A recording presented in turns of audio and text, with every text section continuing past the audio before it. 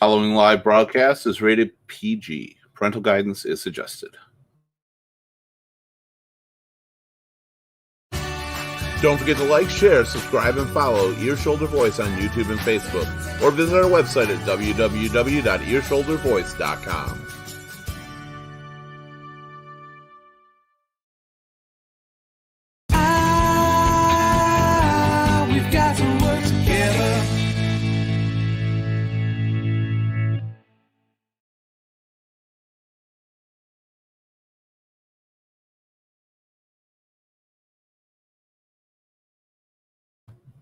Hello, everybody, and good evening. Welcome to Ear Shoulder Voice. Glad to have you here tonight. You know, we've done a lot of different shows in the past. We've covered a lot of family issues. We've talked about mothers and fathers, the deaths of parents, child, living in situations.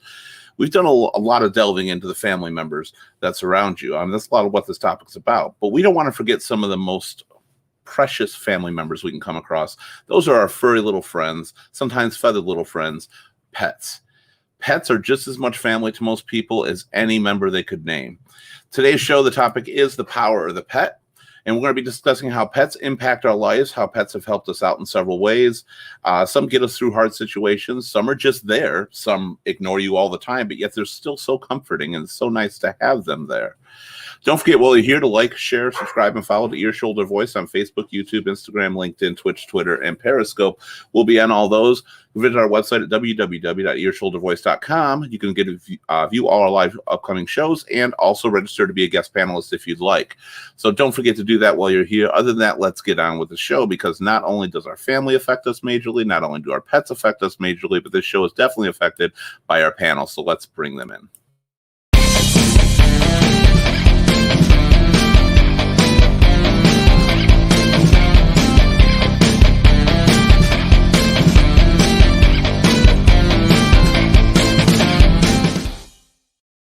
All right, our first panelist tonight is going to be the lovely, the amazing, darling Nikki. Nikki, how you doing? Hi, Keith. How are you? I'm here, so I'm great. It feels so weird because we had such a long break from the shows, and I know you missed some, so I'm really glad to have you back on here. I know I missed everybody. I'm glad to be back. All right. So what do pets mean to you? You know, we don't have any pets right now because specifically the last dog that we had, we lost her. She passed away, and it was like the death of a child to us. Like we still, and my children still struggle with her being gone, because she was like, you know, she was our family member. She comforted us when we were sad. She knew, like, if somebody was hurt, like when Greg got hurt, she was right there by his side to protect him. She was an amazing dog, and you know, that's what our pets are. Our pets are, you know, we're all they have, and we're their family. So I love pets, but we're just not ready to open our hearts back up. It's hard to you can't really replace, you know, it's like replacing a child. You just can't. You know, you can't. That's the thing. A lot of people who've never had pets, they don't understand that. But it is the loss of a family member. And Mm-hmm. some people are so close, because the thing about pets is it's unconditional love. Mm-hmm. And there's hard to find a family member that's really unconditional love in the same way as that, because it doesn't even matter. It's amazing. Our next panelist tonight is the lovely Millie. Millie, how are you doing? Hi, I'm good. How are you? I'm absolutely fantastic, as I was before. It just doesn't go downhill. I stay fantastic through most of the show. So how has your time been? I haven't seen you in a while either. Did you have a nice break? Yeah. Yep. That's good. Been at home, though. Nothing exciting. Well, there's nothing wrong with that. That's what a break can be, though. It can be at home. Hopefully here in Michigan, things are going to open up for us in February a little bit more. Things are going to widen a little bit. And hopefully things are going to roll out so life can start to get back to normal. So how do pets really impact you, Millie? Well, pretty much had pets all my life. Cats and dogs, both. Currently, I have 2 cats. We did have a dog, Buster, but we lost him 3 years ago. We just couldn't replace him, so we're not ready to have another dog yet. Mm-hmm. Yeah, that's like Nikki was saying too. It's really hard to do on that once they are. Our next panelist tonight is Gabriel. Gabriel, welcome back. Hi, how are you? I've never been better. Never been better, Gabe. So Glad to have you on here as well. I know you have pets because I know you have a daughter that absolutely adores animals, right? Yeah. Oh, yeah. What about you personally? Yeah. As you know, and the stories that we'll share today, that me and you have always been a collector of animals. So, right now I got 2 cats, 1 little kitten, and then it's what I've had for a while because I'm not allowed to have dogs in this place. But as soon as we move to another place, we'll definitely get a dog. That is because, we grew up together. That's definitely less than the number we used to have. Especially me. I had 32 cats at one point. Yep, Oh, wow. I remember. I was a cat lady at like 12 years old. Were they outside cats, or you had them all in your house? Well, they started out outside. Oh my They God. didn't stay that way. I loved animals. I couldn't stand to see like animals on the street with nowhere to go. Aw. So I just brought them all home. Took my mom. I went to school one day, and my mom just decided I'm getting rid of these fucking cats. All of them? I came home and I had like 4 left. I think Aw. 3 or 4. It was getting to be a bit much. It was the smart move. It was the smart move. Well, I didn't like collect all 32, but I probably collected 6 or 7, and they all had kittens. Well, not all, God. but enough. So yeah, it multiplied rather quickly, and I don't want to get rid of the kittens either. All right, our next panelist. This show should be rated PG. We're hoping it stays that way. For his very first time being a live panelist, he's been on almost every show in the chat. Please welcome Bill the King. Bill, what's going on? Bill can't hear me, can he? No, I don't think so. He can't. Okay, I'm gonna take Bill off for a minute. I'm gonna message him really quick, and we'll get right back to Bill because he can't hear. So why don't you tell me? We're gonna start really quick. Actually, he's logging back on, so that should be good. We'll start with you, Nikki. So tell me, what kind of animals have you owned? Usually always cats, because cats are so The independent. Yeah. Yes. Till our last cat, who was possessed by Satan himself, and it totally changed my outlook on cats. But cats, dogs. Growing up, we always had dogs in the house. Still not working. You still don't hear her? All right, Bill. I can hear you. I got 2 people missing. Okay, so 1 second, Bill. You hear Nikki when she's talking? Testing. No. No. Okay, you do not. Okay, we'll get back to you in a minute, Bill. I'm going to message you, okay? So we'll get back to you in 1 second. All right, Nikki, go ahead. I apologize. Oh, no, it's fine. I think we had a couple of turtles, like my younger siblings might have had turtles. Birds were always a thing. Like my grandma had this like Amazon parrot that she rescued. It had been in a fight. He was an evil little fucker, probably because he had his eye taken away. But There goes that yeah, PG. we've always, huh?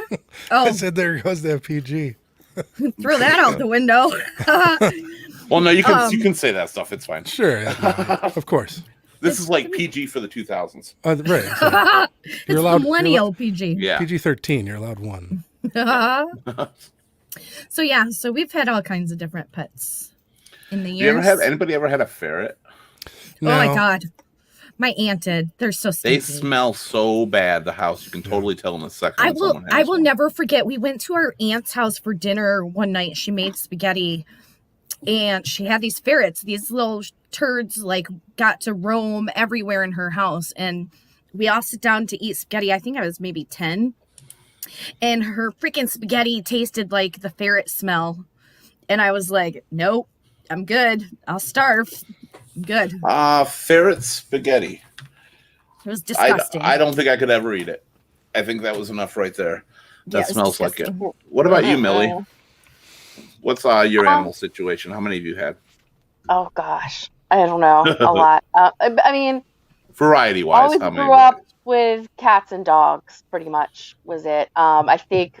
Well, my brother had when he lived with us. He had aquarium fish. But he moved out and then took the Did he fish. have fresh water or salt water? I don't know. Did he I have, was like, young. I was actual a kid. He's corals a lot and older than me, so I don't remember any of that. All right, I I think I remember Bill they were can colorful hear us. fish. I'm going to bring Bill back in. I think he can hear us right now. Bill, can you hear me? Yeah. All right. You heard Millie talking? All right. Yep. We should be good. All right.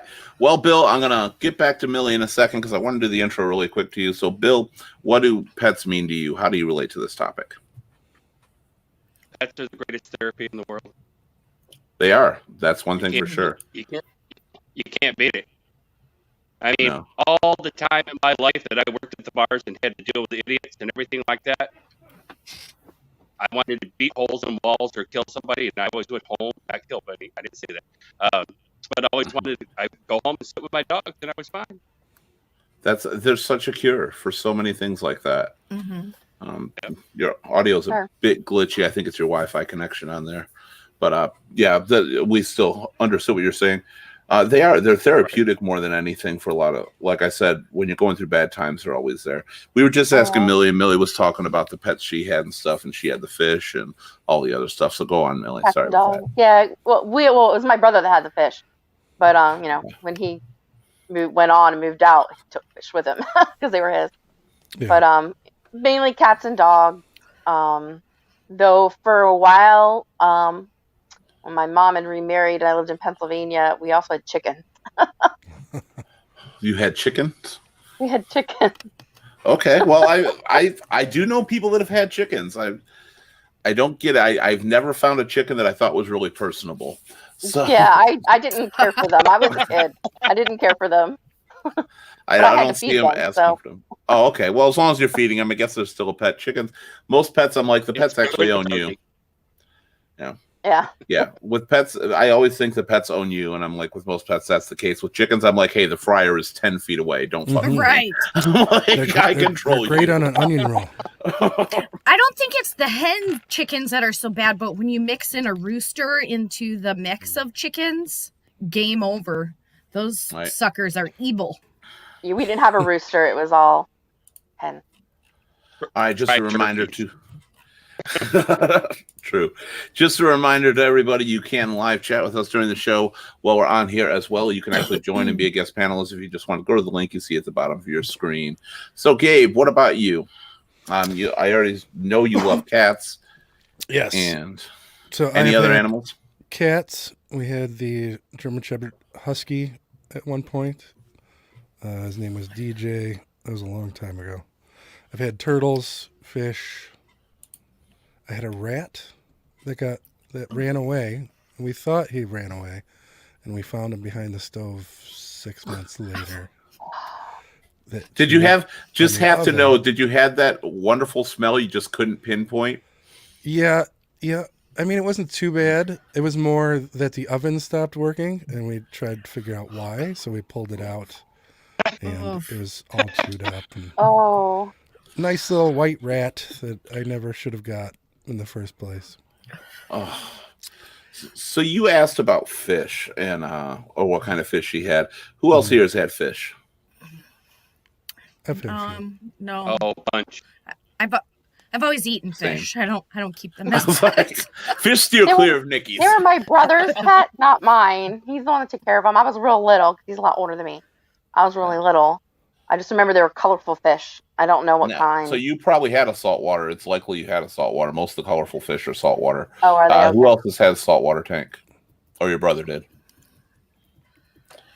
I give props to anybody who can maintain a saltwater ecosystem. I did, but I will not do it again. It is not easy. No. Saltwater is one of the hardest to maintain, and to me, they just weren't worth it.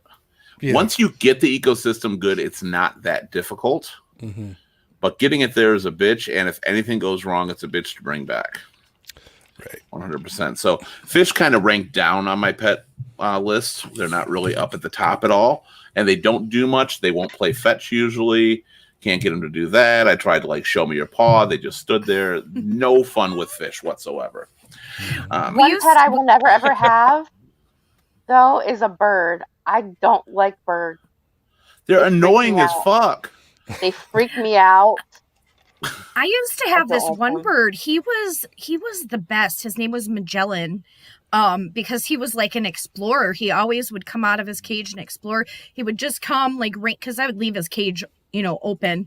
And he'd just randomly come out and he would like come sit on my shoulder. And I swear he would like kiss me. He would just like he wouldn't bite me or anything. He would just kind of like peck my cheek like he was saying hi. And then he would like go do his thing. He was the coolest little bird. And then his wife died and I got him a mirror to make him not feel lonely. I think he died of a broken heart. Oh, I know. That's I know. sad. I bet you slept a lot better, though. Mm-hmm. Why? They are so noisy.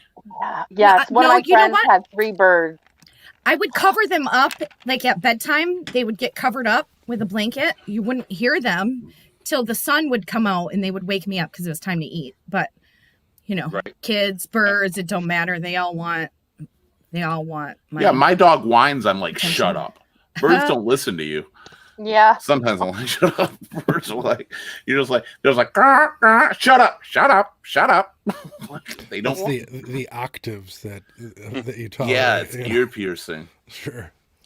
My It ex-brother-in-law used to have a pet crow and he cut its tongue. So he like taught it. This crow would have full-on conversations with him like it was a human. It was the craziest thing. I've never seen anything like it. Well, that's pretty cool. So, what kind of hard times? Has anybody gone through hard times where the pet really helped them get through? Yeah, definitely. For We sure. had when we were homeless, we had our dog with us.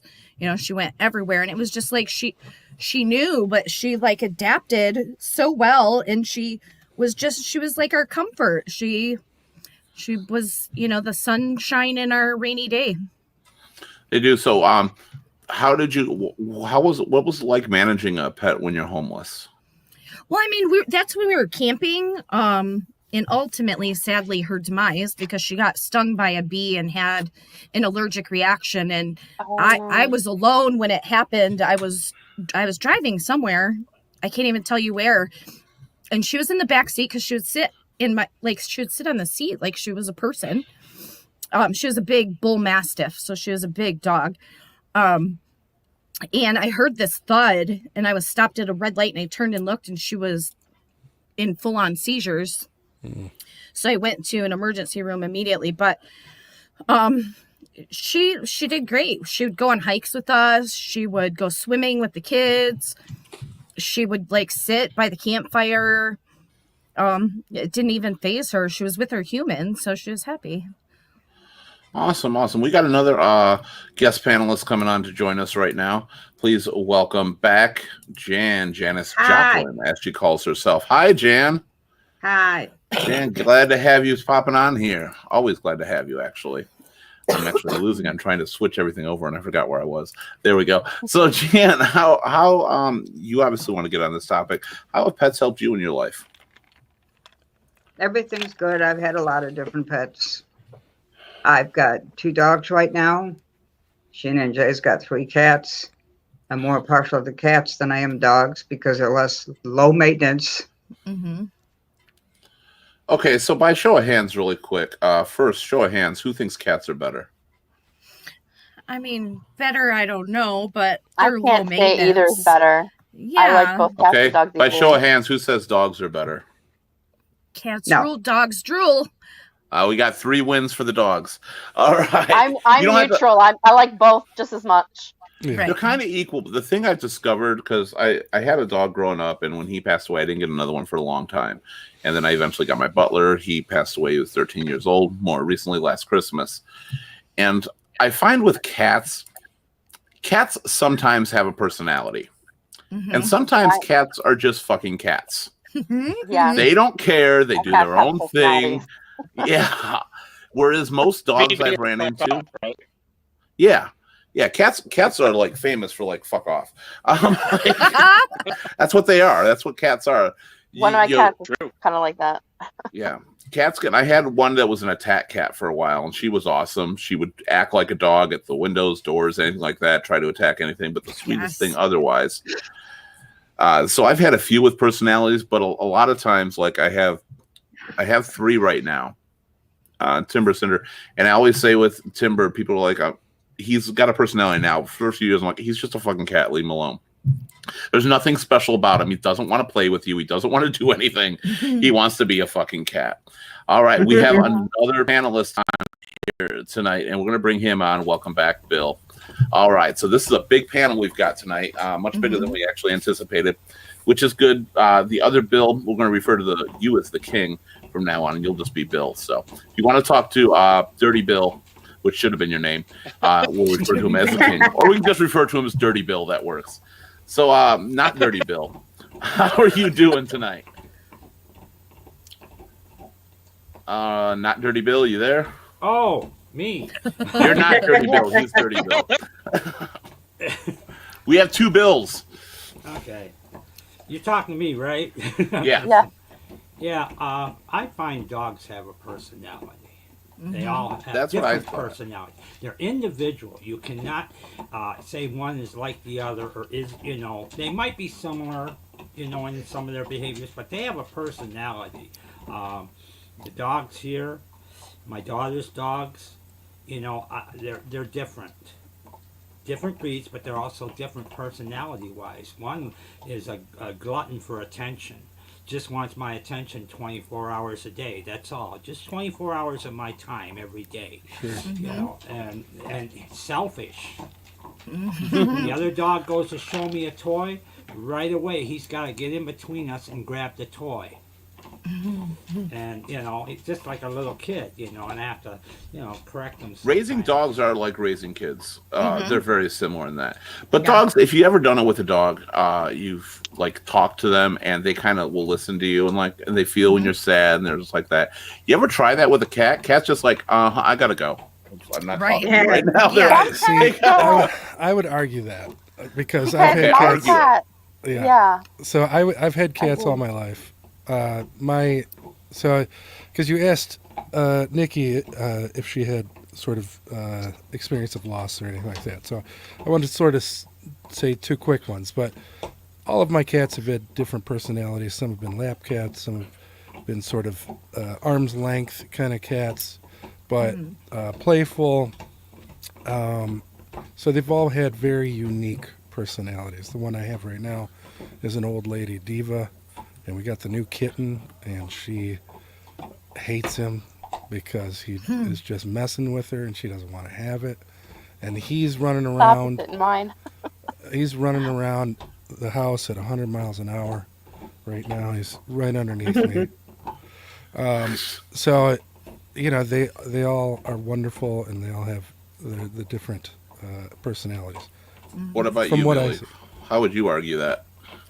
I have two cats, and definitely both completely different personalities. We have an older cat, Piper, and she's very much grumpy, does not want the younger cat messing with her. But she's a lap cat. She loves to lay in our laps, And then the younger cat, who's about a year old, Phoebe, she is very mischievous and playful, also extremely affectionate, whereas the other one's not so much. She is extremely affectionate, and she'll come and if she can sense like if I'm feeling down, she'll come up and snuggle with me. I mean, cats can do that. Yeah, It but just when you depends on the talk to cat. them, they just don't have time for you sometimes. Now, mind you, I want to say this fairly. I absolutely do love cats. Yeah. Okay, I know. think they're fantastic pets and animals. Everybody should know that. But of the two, I've found that dogs are more liable. Gabe, I have to ask, who is your special guest as well? This is Tyler. This is Tyler. Tyler is He's just a adorable. baby. Yeah. How old is Tyler? I want to say 10 weeks. Wow, Oh, he's gonna be a so big it is guy. baby. Yeah. I was actually talking about the guy in the background, not the cat, but okay. Oh, I was like, there you go. now we were talking about the cat. Don't worry about that. So, Oh. so what about you, Bill? Uh-huh. With you, how many different pets have you owned or had?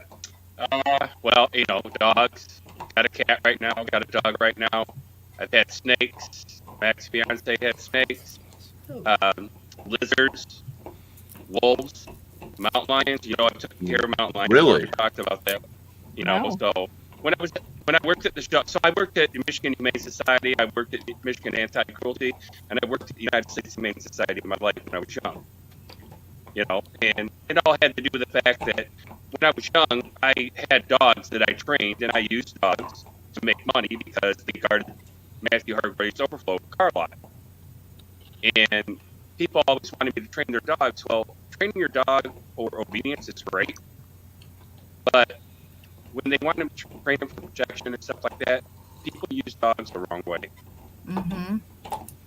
So I quit that, But I mean, I've had them all. Like I mean, my mother's cat is in here. I call her Ripley because I think there's an alien inside of her. I had a cat named Ripley. He just passed. Well, she got picked up by one of the rescue societies, and she was feral, and they fixed her and then notched her ear and dropped her in the park behind my house. Well, behind my mother's house. Well, cat started coming up to the back door and stuff, and of course my idiot brother and sister, okay, we're just going to feed her and leave her outside. Well, I was coming over all the time, and I sat on the back porch. So this cat looks like the most miniature Maine Coon cat you ever seen in your life. 6 pounds. 6 pounds and the longest hair you've ever seen, and she would lay on the ground and take a squirrel off the tree. And I mean, not just take it, she'd kill it. Wow. So you mentioned having a snake for a pet. I'm curious, what's the draw of a snake? Snakes don't bother me. I like snakes, but I don't really see. Do snakes have a personality? Do they have any kind of comfort for you? Or is it just, dude, I got a snake, that's cool? Well, it started, when I was working at Michigan Mayside out on Auburn Road, and we had to go pick up some animals out of a house, and there was a 13-foot-long albino Burmese python. Oh, wow. All right. So we brought him back to the shelter and everything like that, along with a bunch of dogs and cats, and everyone, of course, knows all about the dogs and the cats. And I tried to help out, taking care of the snake and everything like that back there, and I learned about him and stuff. And he was heavy as hell, but he was cool as hell, and I thought it was funny at point in time, but you could hang him around your neck, and if someone walked towards you real quick, he would at you. So that's a bad thing. Okay, so that's a bad thing. So snakes aren't necessarily the best reliable pets. I would. Like that, you got to know what you're doing too, type of thing. So, and that's why I learned about it, and that's why I ended up taking him, because they were going to euthanize him, and I said, I told the manager. Oh, he's breaking I think we lost you for a minute. If you disconnect, just come back on if you still hear us. Has anybody else had any more exotic pets? No, we had goats in Tennessee. My grandma got goats for each of us, but it's not really that exotic. Well, it is here in Michigan. You don't see a lot of people with goats. What about you, Bill? I had monkeys. What? I've always wanted a monkey. Me too. I had I guess the privilege of having 3, not in a row. I mean, not at the same time, but in a row. The one was a squirrel monkey, and we didn't know it had a special diet. And we didn't. Bananas? It pays to when you get a pet, it pays to know when you get a pet what their habitat is and what they eat. Sure. There's what did it eat? Requirement in his diet that we didn't provide for him, so he met his demise, and we didn't find out till afterwards. And I felt bad. What was he supposed to eat? What was it you didn't give him that he was supposed to have? I can't remember, but I think it was some kind of insects or something. But he was a squirrel monkey. I think lice works. If you have anybody with lice, just bring them over. They pick that stuff right out and eat it. It's just a bad time. However you put it. Rather mischievous. So is it as hard as I've heard with it, especially with like their poop? You have to take care. Yes, you have to keep their cages clean. Like you a have kid. to make sure they're clean. It's not a thing that you do once a week. Sure. Okay. So do they? But I heard that, and I'm just curious, especially with the poop, that it doesn't even matter. Sometimes they just poop in their hand and throw it. Yeah. The one that beamed my aunt in the head. Beamed your. Okay, there is something to be said for having an aunt who was beamed with monkey poop. I'm sorry, that's awesome.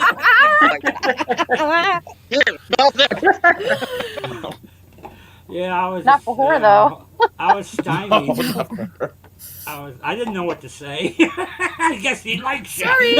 what can you say besides laughing hysterically? Right. Right. My And bad. that is, boy, I'd feel bad for the ant. I wouldn't feel bad for the ant.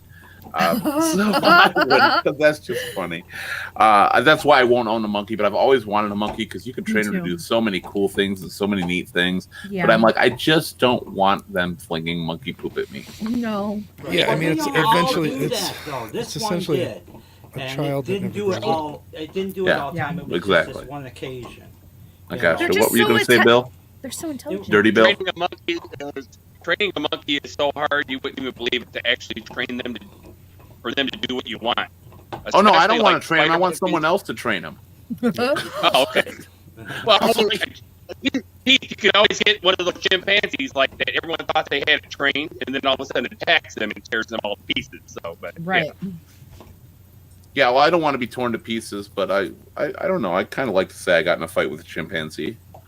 I think that'd be kind of I've fun, never something been to talk bitten. about. I don't think you'd be saying it. Yeah, I don't. think you I have don't- a chance you to. wanna- No. What you want to say is you got in a fight with a chimpanzee and you lived.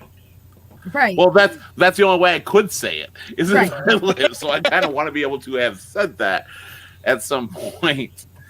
They're just. Have you seen like the videos of like the orangutans where, like I saw one. It was a pregnant mom at the zoo, and this orangutan was like at the glass, like trying to touch the mom's belly.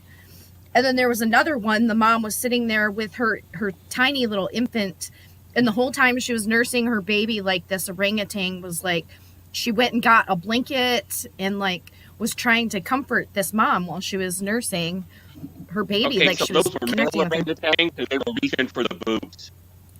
Do what? I said they were male orangutans and they were reaching for the boobs. So Oh, Were perverts. I can. Their name was Bill. Her Oh, name was Bill. their name was Bill. Okay, so is anybody on here not been a fan of pets until they had one of any particular one or anything like that? Because I know a few people that are like that, and I'm part of it too. Forever. Because with me, it's where the cats come in and the cats and dogs. Like I had a dog, but I had a dog since birth, so I more treated that dog poorly because I was a kid Yeah. more than got to really associate with what a dog could be to somebody. And I always liked cats better, 100%, until I owned a dog. And I was like, I realized the companionship they bring, and I ended up liking dogs even more than cats, even though I love them both. I love all animals except for birds. And I love ferrets too, just at somebody else's house that I don't have to go into. Pretty much. There's a lot. So nobody- Well, of you get so many people that, I mean, they want a pet, but they don't know what it entails. But Yeah. there's a lot of people that, and they're different because some people want to watch animals, like watching a ferret run, or watching a ferret going in and out of your couch or whatever, stuff like that, Yeah. or even rabbits or anything like that. But other people want to interact, and you have some pets that are not that much that you can interact with. You can't Right. interact with a snake a lot. You can't interact with a rabbit a lot. You know, Yeah, stuff and I like think that. that's- But they're so cool. They're cool, but I think that's some of the things is with the lack of interaction. That's why I like kind of downgrade fish and snakes and Yeah. stuff. Not that they're not cool. Fish are great to look at and stuff. And the best thing about fish is having fish and cats because they're bound at one point to fall in that aquarium. Right. And it is the best thing in the world. And having fish and sitting and watching your fish gives you a calming effect too. Yeah. It's very another form of relaxing. therapy. It's another form of therapy. Primarily when I had my saltwater tank, that was one thing I did is I would just, I would sit there, be calm and watch the fish and just enjoy it. How many people here have kids? I think everybody does, or almost everybody does, correct? I don't, Millie doesn't, well, not living with me. So, who's that, Jan? Sheena's cat, one of them. You got to bring them on the show. Aw. Look at 'em. It's Yeah, like you a always have to Persian. show the cats. Is that a What's- Persian? Or? It's a Blacko. Aw. The beautiful cat. What is it? It's a what? What'd you say it was? I can't tell you what it is. She don't even know. It looks It's a like cat then. it's a long hair. Yeah, Yeah. It's Some guy at least that a she long hair, knows. though. some guy Yeah. she knows the girl that he knew or whatever. I guess she had kittens, whatever, and Flacco was one of them. And the guy took the kitten, Flacco, and she and his friend really never did take care of it. So he said he was going to Louisiana to take care of my cat until I come back. And she didn't see him till years later. And Flacco wanted nothing to do with him. He goes, oh, it's just because I've been gone so long. He goes, no, because You she don't abandoned remember them. you. Or, It was- or it was- because it was Yeah, abandoned. I mean, he was cruel to her to begin with. I mean, she says like, okay, I've been feeding him. I give it this. I take care of it. It's my cat, Yeah. not your cat no more. Aw. So, And then who she's has got- gotten their animals because of their kids? Me. That's why we got our last have. dog. Is our kids kept begging, "Can we get a dog? Can we get a dog?" This guy And was she a was surprise free. for Christmas, so or for Yeah, birthday. Oh, No, the oh, rest yeah. of them, Remember that. the rest of our animals, I've always rescued. Like I was the one who brought in the strays off the street because I couldn't I did bear that to too. see them. Yeah. So the first three people off the top panel definitely have something in common with that, because that's Yeah. what we did. It was always Well, I was I've never younger and gotten I a pet from a pet rescued store cats. no, never. I would except never. for fish. So Well, I mean, your little How fish, hamsters, guinea pigs, yes, but How many pets does everybody have? How I many have what? two right now. how many pets? Oh, I'm none. my I have life? 2 dogs and 3 cats. I will probably be down to 2 cats shortly. Unfortunately, we'll get to that in the second half. I have 2 cats right now. I kind of want a cat again, a little baby.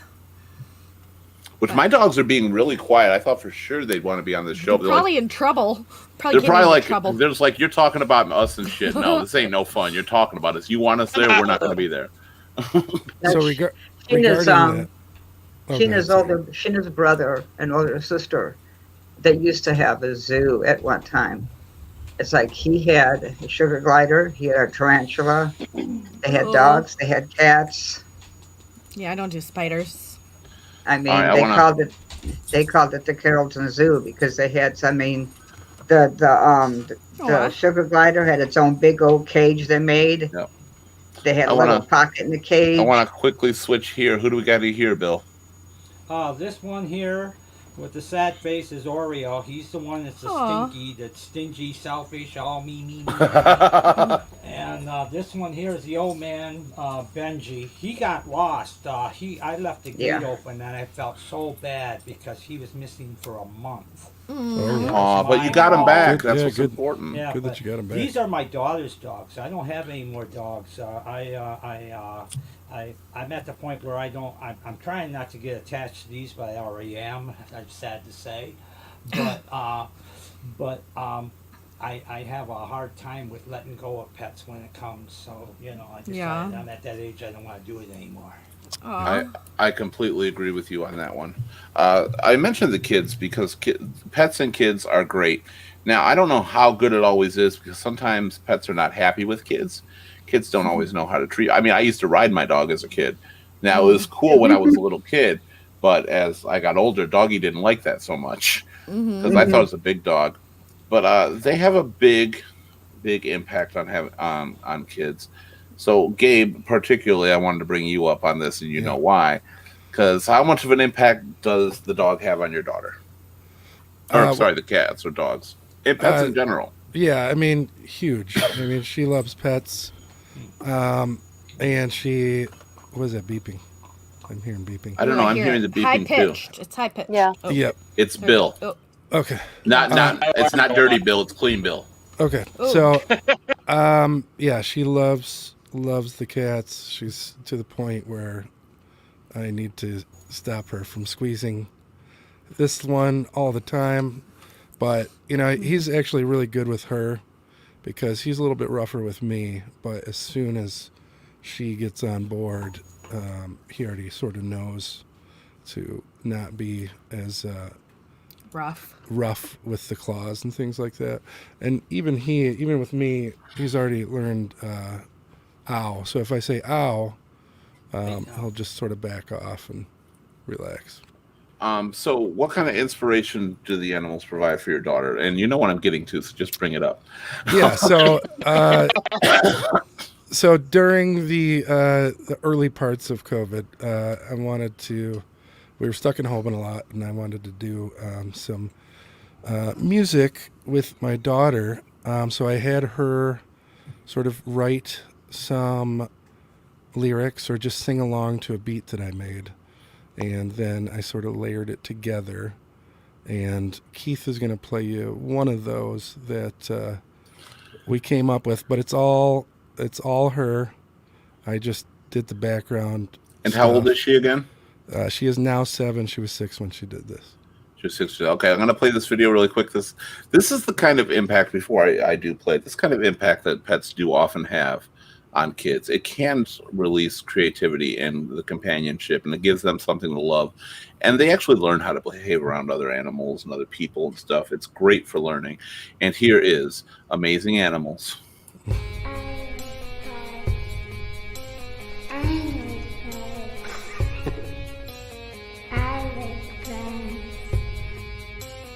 So do you. You like pets. You like pets. I like pets. I like pets. Pets are awesome. I love you. I love you. I love dogs. I love dogs. Dogs and cats. Dogs and cats. Parrots and cats. Parrots and cats. Every animal, I like awesome animals. I like animals that you can teach tricks. I like animals that you can teach tricks. Animals are so cool. I like animals. You do too. Sing this song. Animals are everywhere. Everywhere too. Animals everywhere. I did like them too. God, Very, that is very so cool. cute. That's Awesome. great. So cute. That is You go out and awesome. buy So that girl a car tomorrow. Oh yeah. Right. don't give her a car yet. I love how you put the Tiger King in there. It's Yeah. I love Yeah, the too. lyrics you wrote in there too. I like animals. Yeah. Yeah, I like- Yeah. Perfect. Yeah. So she's obviously not a fan of goldfish. Can't teach them no tricks. Oh, So- she'll take anything. We used to have a cat that would play fetch. The dog would just sit there and she would be like, what the hell are you doing, man? But we'd take our little army guys, the kids' little army guys, and we'd throw them. And that cat he'd go fetch it. He'd bring it back. He'd drop Yeah. it for us to do it again. He was the coolest thing. I had one named Bugs that did that, and it was cigarette packs. Had a big thing for crumbled up cigarette packs, partly because of the cellophane and the sound. And Yeah. they would chase him and bring him back, and he loved it.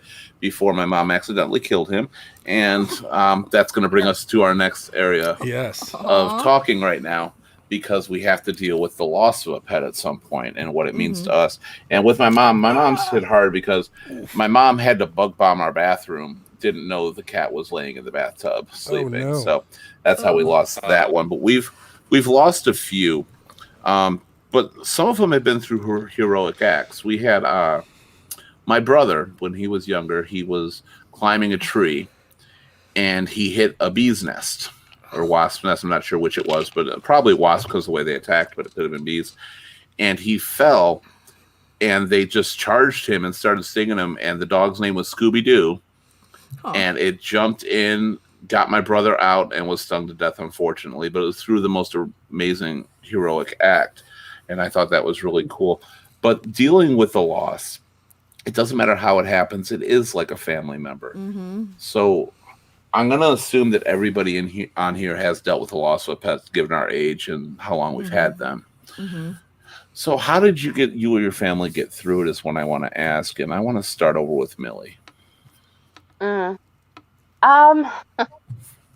our most recent one has been really difficult, especially for my husband. My husband had Buster before we met, from a puppy, and he raised him and was basically like his best friend.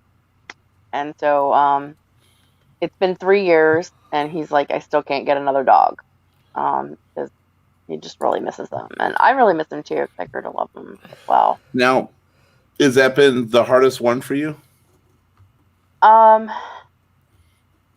Probably about that, and I lost a dog, Daisy, from a freak accident a few years before. Like, I had her when I met Will, so he had Buster and I had Daisy. I lost her.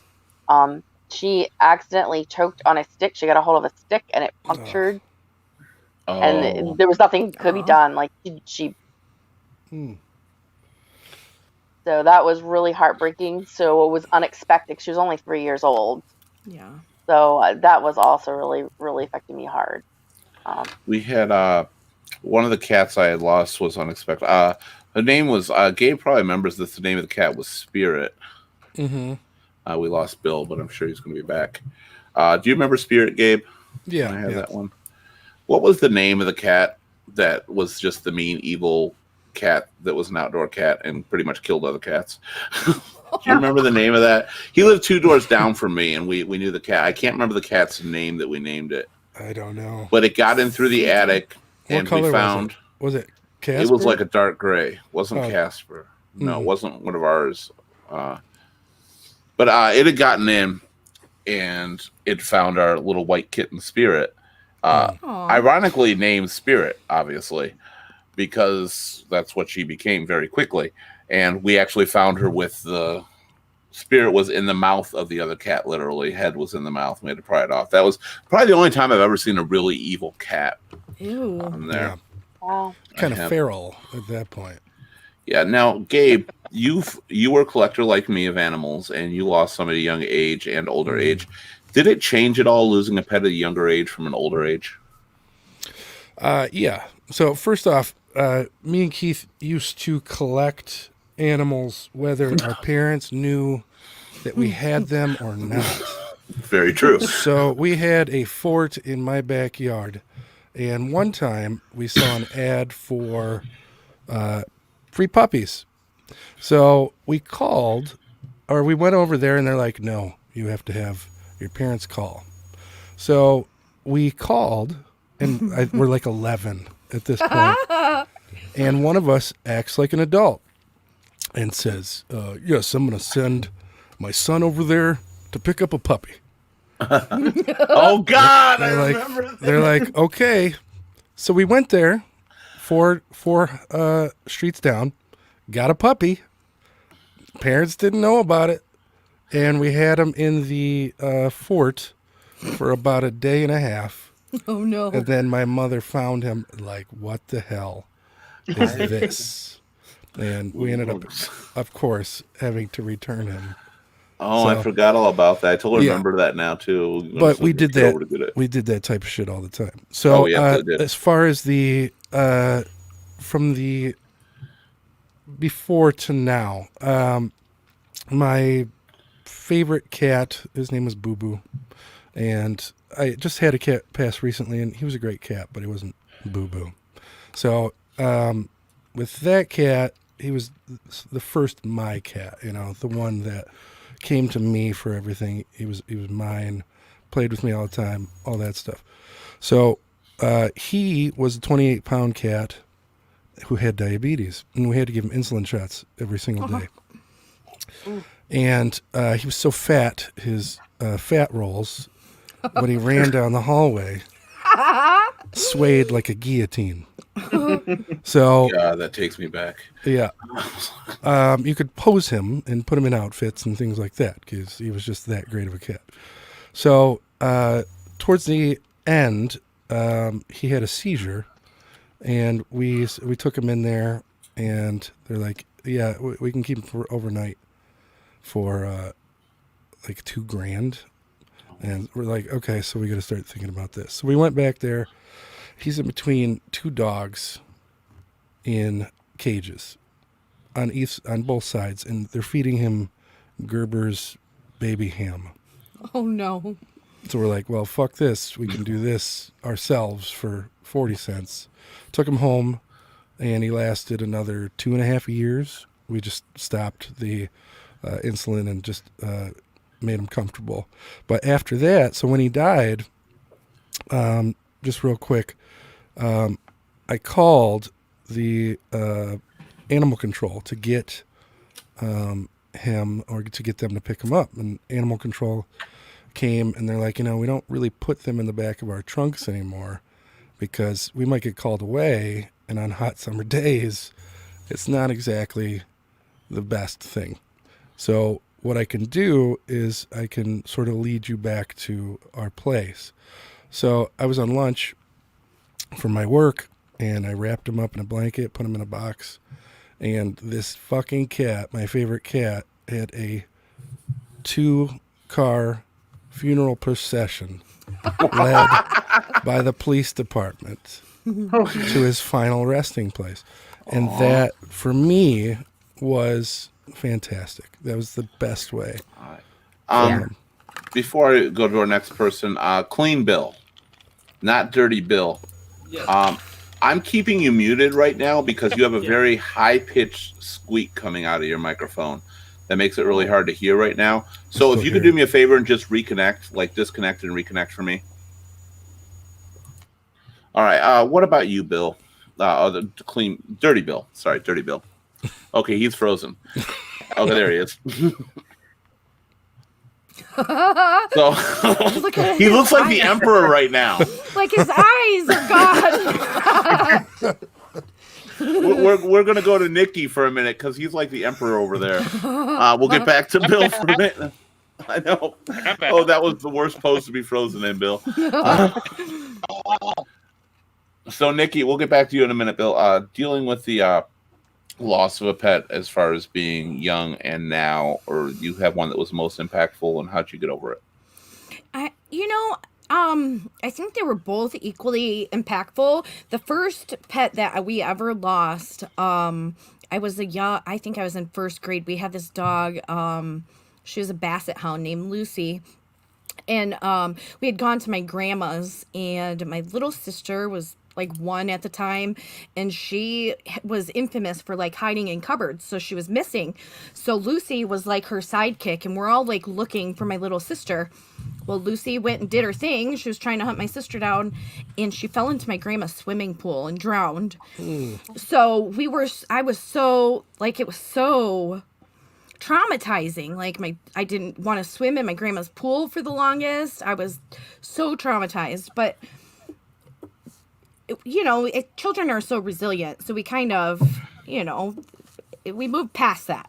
Now, the dog that we just lost almost 2 years ago, it still just kind of hangs in the, in our hearts and pulls at our heartstrings, because she was my child. She was like my little baby. So I understand that. So it definitely will hit you differently on each one. Yeah. Who haven't we had? Jan's texting. Bill, yeah, we'll go back to you really quick, Dirty Bill. You're less Emperor now. So what about you? You've obviously had a tremendous number of pets in your life of all kinds. Are there any particular pets that have hit you harder, or any type of animal you think has more impact when it's passed? Well, I believe dogs have more impact, and the worst thing in the world is your pets don't live as long as you do, unless you got a fucking cooperative turtle, Yeah. But it's bad. I mean, my mother, born and raised in Western Kentucky, she had pets when she was young. Well, down there, they didn't chain them up. They didn't do anything. The dogs ran out, got on the road, got ran over. My mom never wanted a dog again after she got married and after I was born. But my dad went out and got me a dog, when I was young and stuff. But my mom still had her thing where she did not want to get that connected to any animal again, because she didn't want to feel that heartbreak. And I tell you, my worst thing that I've ever had happen, I guess, is we picked up a black and white poodle off the street and had him for 5 years. And I'm not a small dog guy. I love the big dogs. But I loved that little dog when I was young. And my sister let him out the back door one day, and he ran right out in the street and got hit by a car. Well, I wasn't home, and I came and saw it. I didn't do anything for 3 days, and I was still young. I was still 17 years old. Oh wow. That was when I haven't had one hit by a car, Yeah, but I know when I was younger, even as a teenager, I couldn't handle dealing with a lot of the death of a pet or anything like that. Clean Bill. Clean Bill, I know you can hear me. I need you to do me a favor. If you have something to add or I get to you, just like raise up your hand, because yet that high-pitched squeak is still there and it's hard to hear anybody over it. We don't know what it is. So I'll still unmute you, but I got to keep you somewhat muted. It's almost like a Casio alarm. I know what it is. Hold on. Let's see. I think I know what it is. Carbon monoxide detector going off? No, I don't think his headphones are connected right. No, I didn't have echo cancellation on. That's what it was. He was getting feedback. I turned echo cancellation on. You should be fine now. Clean Bill. Oh. So I'm going to ask you, since you're doing something else, we won't get to there right now. And did I hit you up, Jan? Did I ask you about that? No, I have not yet. So what is your situation with the loss of a pet, and what do you think was the most difficult? We had got one from a shelter. My son actually was a pet vet, and somebody had brought a dog in to get the teeth cleaned, and they went to call the people. After it was done, everything they filled out on the form was fictitious. And so my son knew that we were looking for a dachshund, and this dog was a dachshund. It was an older one, but nevertheless, we went there, and it ended up to where it had a lot of teeth pulled. I mean, its tongue was hanging out the side of his mouth because there was no teeth to hold the tongue in. So we had him, we named him Doc. We had him probably about, 3-4 years. And my husband was on the computer one time, and we had a big old dog bed pad in the front room. And my husband says, "Where's Doc at?" I goes, "He's right over there on the dog bed." So I went and looked over, and he was shaking. And I picked him up, and I'm like, hey, what's going on? So I put him back down on the carpet on the floor, and he started walking around in circles. And the circles got closer and closer, and he fell over. So I took him outside on the patio and put him down to give him some more room, and he did the same thing. And so I says, "We got to take him to the vet. Something's wrong. He had a seizure, is what it was." And so I had him wrapped up in a blanket, and we got to the vet, and I took him in. And it took everything I had to hold him while I was filling out the form for the vet. And he basically just took his last when he was in my arms. Yeah. So he ended up having a seizure and apparently the stroke from that. I'll get to mine momentarily. I'm going to ask Bill, Clean Bill now, because now I think we figured out your problem there. So, Bill, what do you think your most impactful one was? Well, actually, they all impacted me because they all do. Was they lived ripe lives, for one thing. I mean, they didn't die young. They died like when they were 16, 17, 18 years old. You know, they're old dogs, you know, and I watched them grow up.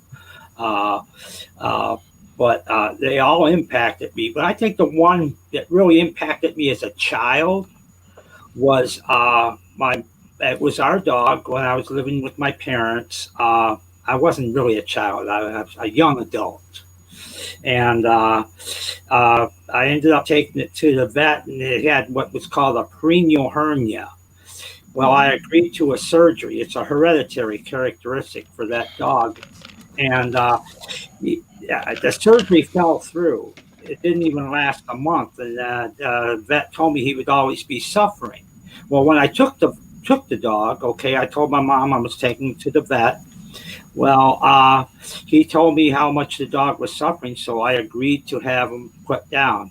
When I came back home without the dog, my mom went blitzkrieg, and she was crying, called me a murderer.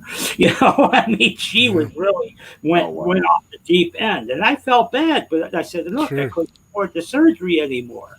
You know, I said, "I can't afford it." Yeah, there's a point. You know, it just, you know, you don't want them to suffer. Mm-hmm. And I mean, you know, it's especially for most people, you don't like to say that there's a price limit, but I was just going to get to that. What is the point? What is the point that you decide? If you're going to have a pet, you treat them like a child. and make sure that you can spend all the money you can on them to keep them alive. Yeah, So, but we all try to do that, but what is the point that you can't? What is the point where you have to say it's better off? Well, think Euthanasia it's is a if it's very gonna hard bad, still thing. cause them suffering. If they're still gonna suffer, even if they try to do interventions, or it's gonna give them like an extra month and that's it. Right. my one dog I had kind of cancer. well, because of the fact that your animals can't tell you how they're hurting, you have to think about quality of life. Yeah. yeah. And you have to, and your vet has to summate that and know what's going on with them. And that's when you pick and choose what you do. But I mean, Yeah. if you're going to Yeah. take a dog or a cat or anything like that into your home, you have to be ready and willing and physically able and financially able, I guess, to take care of them for the rest of their life. I Mhm. agree Of with course. that. I Oh, do of think I you course. agree have with that to for sure.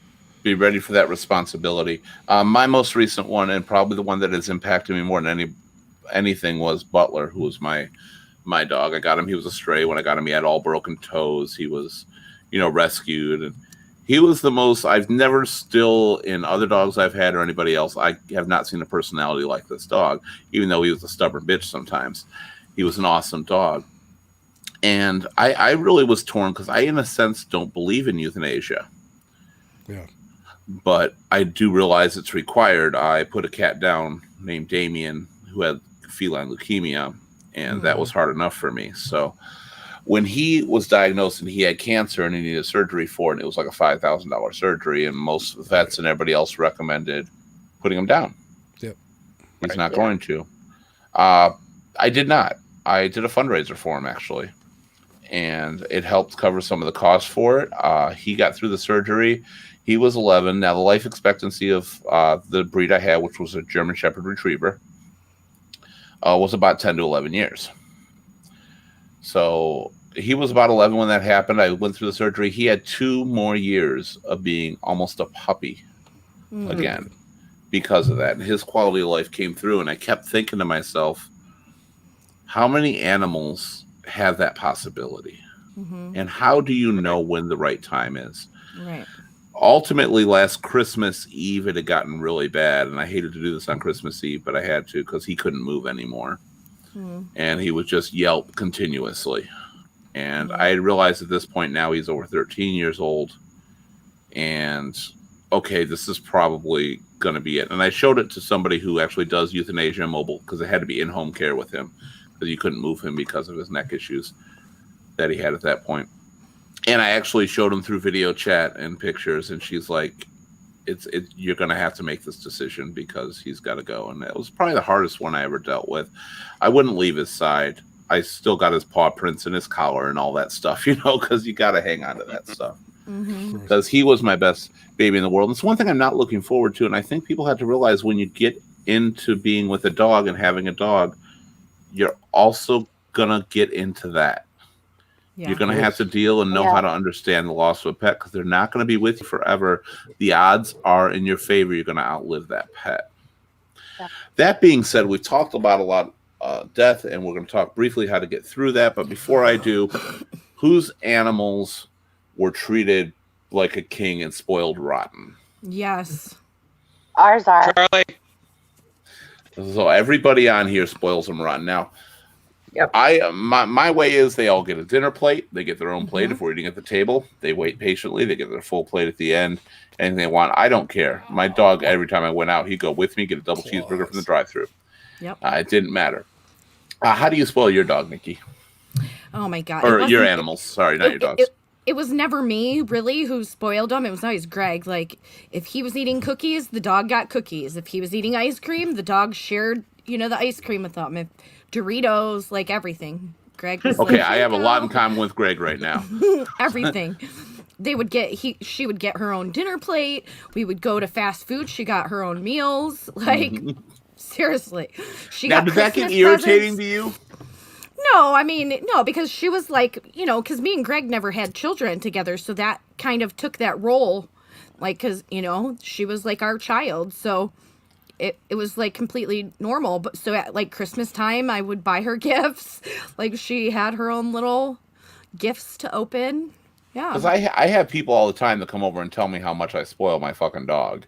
and I really just want to punch them in the face, frankly. Yeah. Because I I'm think it's granted, normal. probably a lot of them are not dog owners Mhm. or animal owners. I will admit, I never spoil my cats as much. As far as attention, I spoil them. As far as food, they can eat friggin' kit and caboodle. Who cares? Because they don't care. Yeah. As long as it doesn't make them sick. You know, they're very self-reliant. But I have had cats that were very particular on what they ate. Yes. And I think Me Millie too. relates to that. So what's your situation with that, Millie? Yes, one of our newer cat, the one that's 1 years old, Phoebe, is very picky. She won't like Piper would eat pretty much anything, but Phoebe will not. So they now get the really expensive and special dinners. I have to mix it up. It can't be the same thing 2 nights in a row. It's got to be different. Oh, wow. Mhm. Now that's a unique one. Okay. I Yeah, do change all so my pets' they're food up picky. every time I buy it. They never get the same thing twice, but not night by night. Yeah, she's super picky. So, but they eat well. And we do other things to spoil. You know, we always picking her up new toys because Phoebe really loves to play with toys. Piper, not so much. She likes things here and there, but Phoebe really does. And So we give them Piper's both like, a stocking at Christmas. Like, Mhm. oh, who does that? Who does holiday Yes. stockings and gifts for Yes. their animals? Absolutely. Because I do. Yeah. I do. I still got to get them Birthday on there. presents. We've celebrated birthdays. we do birthday birthdays cake, too. birthday cake and ice cream.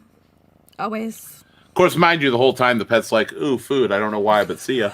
I was like, Yep, I'll take we're it. all we have a celebration, but they don't know. What about you? How do you spoil your dog, Gabe? Or cat? I'm sorry, I keep saying dogs. That's what we're talking. It's been the main I'm not topic. a giant spoiler. I mean, they're happy. They get what they want. We have 3 different types of foods right now. You know, the fancy feast and some other stuff. So, I mean, we got a lot of cat toys around here and things like that. But yeah, they're not dogs when it comes to that sort of thing. So they're either sleeping or they're running around playing with those things, and that's good enough for me. So now, mind you, I don't like buy my animals. Oh, I messed up. I don't buy my animals the really cheap food or anything. Yeah. But when it comes to cats, they get like I find indoor formula works good with a few of them. That's really good for them and stuff. Or Yeah. not the highest end. Now the dogs, I do spoil more. They get the more higher end food. Mhm. But they also have the bigger energy. I'm like, what the fuck does a cat need energy for? You play for 5 minutes and sleep for 12 hours. I was like, Yeah, all mine have dogs. been indoor cats, so they've all lived to about 18 or 19. Going back to, having a euthanasia, unfortunately, the last one, Ripley, he had a tumor on his face and in his mouth and all that stuff. And, I've always had the fortune in all of my cats that I've never had to put down any animal until this year. So at 44. So I've been fortunate to where if they were going, like in old age or just by whatever causes that, and they went peacefully for the most part. How about you, That's Jan? cool. I Jan, how do actually you started spoil making your my pets? own dog food because my one dog got really finicky for some reason. We were using Pet Fresh. We were using different foods before that. And the other dog, she'll scarf it right up. But the finicky one, Vera, she will eat the carrots out of my hand. She will eat the celery. She will eat apples and pears right out of my hand. But if I mix it all together with the chicken or with the hamburger or whatever, she won't do it. So I'm like, okay, so I'm going to try something different. So I started researching on American Kennel Club about making your own dog food. And it was a hit. They both scarf it up. It's got the nutrients they need. It's got the vitamins they need. And it's been about a month now. And the one picky one, she's doing good. Finally. It's not coming, no more skin issues. She's doing Good. great. So Excellent. it's like, you know what? When you buy dog food, you read that label and there's all the stubborn stuff in other than the vitamins. You don't even know how to pronounce the stuff. True. So I'm like, you know what? I'm going to put produce and chicken and whatever in there that I know that I can do by researching. And I make a whole bunch of it. I put a bag in the refrigerator, put the rest in the freezer. When it gets down, I just take it from the freezer back to the refrigerator. They get fed once a day. We get the Rachel Ray zero grain. They like Rachel Ray. I've never had an animal that's not been happy with that Rachel Ray dog food. Oh yeah. Yeah, we leave the dry food out for it all the Or time. cat food. Yeah, then we leave the dry food out for it all the time. They munch on that when they want it, which is good for the teeth too. And then the rest of the time in the morning, sometimes at night, because I catch my husband trying to give him something to eat. I'm like, So I'll go in the refrigerator and get a little bit of stuff out for him and give it to him. I said, no, you're not going to give them our food. They got their own food. I make it for them. I spend 2 hours making it for them. No. Right. So it works. You spoil your dog, Bill? Or Well, your animals? they're not my dogs. They're my daughter's dogs, and I'm kind of limited as to what I can give them because I did step out of my boundary and I caught holy hell for it. So they eat their dog food. I don't know what kind it is. I just know that I'm supposed to give them scoops, once a day, and I just and I don't feed them unless she tells me to. But my dogs that I had, I kind of spoiled them. I mean, I'd be sitting there eating chips, watching TV, and they'd be looking at me, and I'd give them a chip. Now, I wouldn't give them a bunch of chips, but I mean, they'd be they're here watching TV with me, so they have a chip, They gotta have a chip. Bacon. Butler, I got it because you brought up the chips.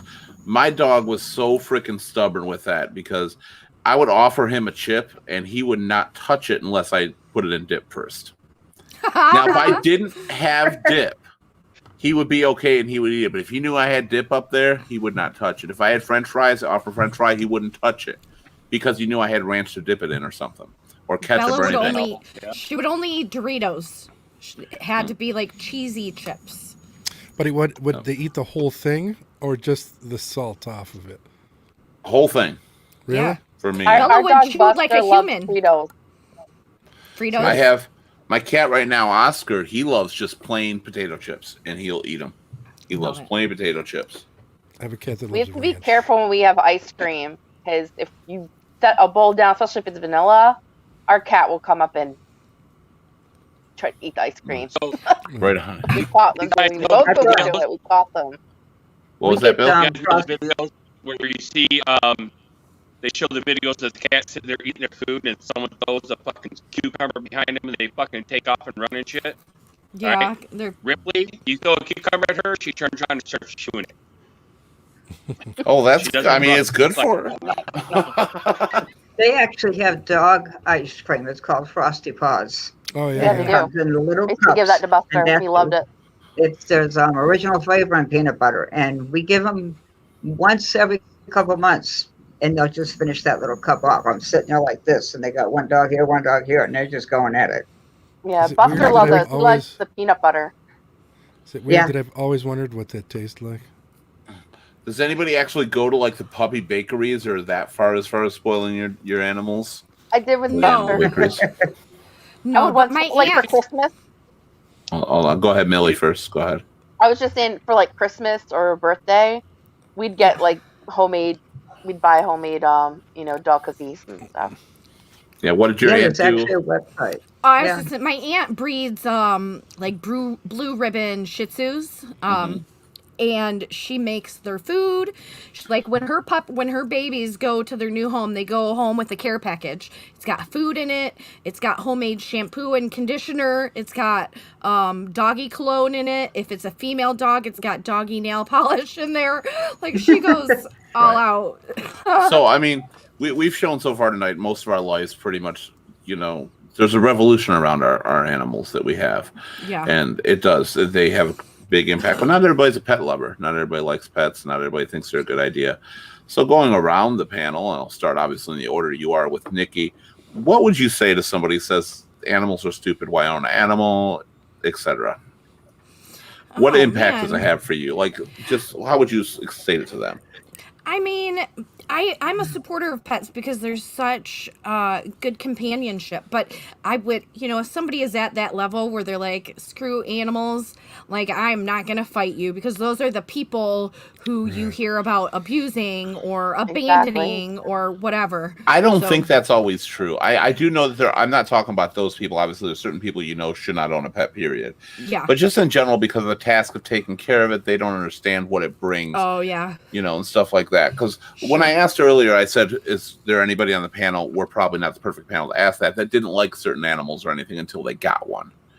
And I was just curious, what would your convincing words, how would you convey how important it is having a pet in your life, Millie? Geez, a lot of what Nikki already said. Just, they give you such companionship and, could really lift your spirits and help you with your stress. So they're great for you. And then you will get to, take care of someone that becomes a part of your family. And, it's just a lot of really good positive. Therapeutic. They're therapeutic. Very therapeutic. Sure. That was one thing that Bill said right at the start, and he nailed it on there. Gabe, what about you? What's your advice, since you have all these cats with no personality as far as I'm concerned, but whatever. Sure. Yeah, I mean, they force you to play, and they force you to find the cute in the world. And I mean, I have a mini tiger on my lap, and I'm happy about it. So, before I get to our next three with that same question, I'm going to ask everybody, because you brought it up with playing, how many people actively play with their pets? And I mean, just being honest and totally honest, how many people actively have the time and energy? And with all the ages here, it's a good question. Play with their pets. What do you mean ages? Always. Yep. Always. Well, Jan's old. Every day. So, just picking on Jan. No, but I mean, everybody here, it gets harder to play with your pets the same way as when you were a kid versus in your 20s, 30s, 40s, and older. It gets harder because pets will be 13 years old and still have amazing energy, or 15 and plus. And you just can't always keep up. My dog, and I sit on the ground and let her attack me. I did get in with Butler. It was a lot of ground wrestling with him, and that's what it was, and he loved it. I find it harder sometimes. What about you, Bill? What's your advice to pet owners? Clean Bill. I found that, find something that the dogs like to do, or the cats. Like sometimes cats, if you just take something on a string and just wiggle it around, that's entertaining for them, and they'll wrestle with it, and that's their form of exercise. Now, I had one dog that liked bubbles, and I went out and bought a bubble gun, and it would jump up forever in the air, trying to snap at these bubbles. And that was, the form of exercise for it. Another one, like the others, they'd like me to throw the ball out in the yard, and they'd run after it. You find what they like to do. I had, when I had Butler, I used to have to always go to Walmart, those big balls you could get in the little ball. Yeah. And it was his favorite thing. I'd throw it in the backyard. He would wrestle with that thing until he popped it for about an hour or so. And I didn't mind spending it because he loved it so much. It was like his favorite toy in the world. Bill, you have had so many animals. Wait, what was that? Yes. Yeah, I'm Dirty Bill. It's not the sex show, Keith. Don't talk about big balls, all right? I was waiting for something to come out of your mouth related to that. No breaking balls. That's usually what I'm saying to you every single week. So, Bill, because of the variety of animals you've had, Dirty Bill, because of all the different animals you've had, somebody comes up, what would you recommend is a good pet for somebody who's never had a pet or is looking into getting something? What do you think is probably the best thing if they don't yet know how to take care of it, but they're really interested in having the companionship? You talk to people, all right? You see if they want the pet for them or if they want the pet for their kid. You get parents that walk up to you, I want to get my daughter a pet, all right?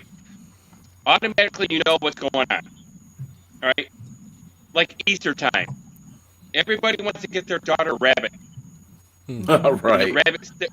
And the rabbit stays for 3 weeks, and then all of a sudden it's in the shelter.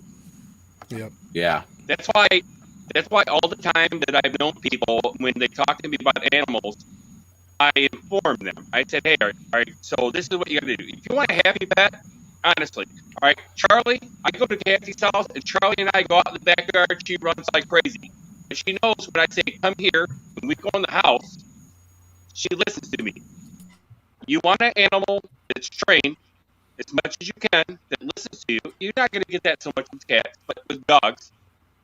Well, some will. I will admit there are some cats that are completely trainable. There really are. I mean, that Ripley, will. somebody said earlier that they had a cat that fetches. Ripley fetches, all right? I sit in the living room. I sit on the ground, leaning against the TV, leaning against the wall. I watch TV, and I throw something for her, and she goes after it and brings it back to me, and then gives me the stare. But the thing is, you want a happy animal, and you want to be happy with your animal, you train your animal. And everyone is who they are, what extent they want it trained to. The other thing is you said something about if you talk to someone and they said pets are dumb. All right. Unfortunately, me, I would probably have to respond to that guy and say, I'm sorry, I didn't know that when I hit you in the face, your teeth will all break out. I agree. I mean, that's the thing. That's why you keep Kathy around.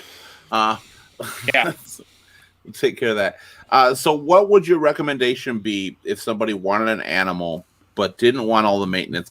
Not because they don't want to put the effort into it, but they've never done it before and they want something simple like I guess a starter animal. What would you recommend?